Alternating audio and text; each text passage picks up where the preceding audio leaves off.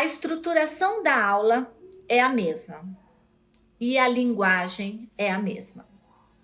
Ó, a mesma estrutura de aula que eu ministro para o meu avançado é a mesma estrutura de aula que eu ministro para o meu júnior. A mesma, gente. As duas turmas têm 1h30, tá? Então, como eu já trabalho há tempo com isso, eu já sei até o tempo da música que vai para cada estruturação, para que eu consiga dar essa aula inteirinha.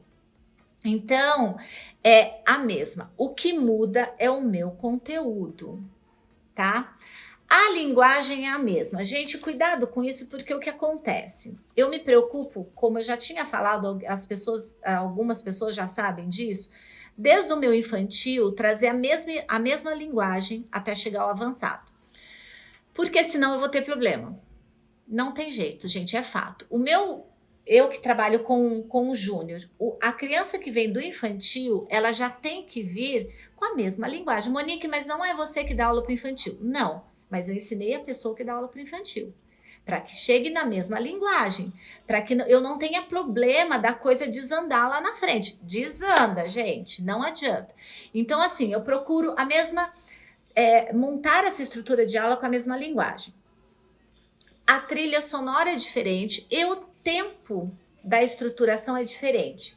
Como assim, Monique? Por exemplo, o meu aquecimento, que é o primeiro exercício da minha aula, não é o primeiro, tem um pré-aquecimento antes, mas vamos lá, né? Isso é papo lá para a comunidade. O aquecimento, por exemplo, do meu avançado, normalmente tem 5 minutos.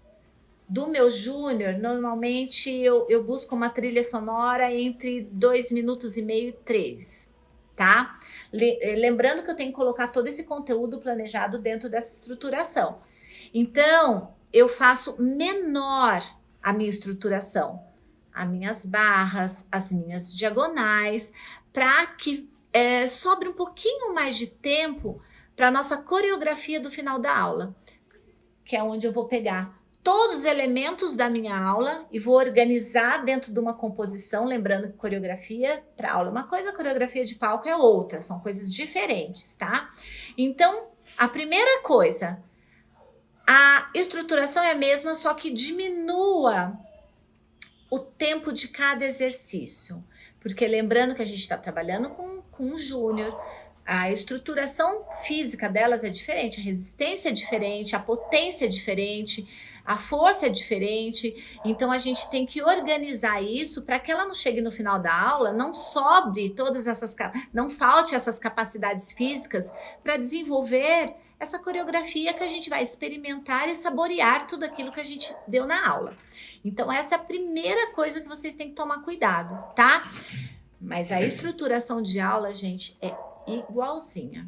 Sim, só que faço tudo um pouquinho menor, tá?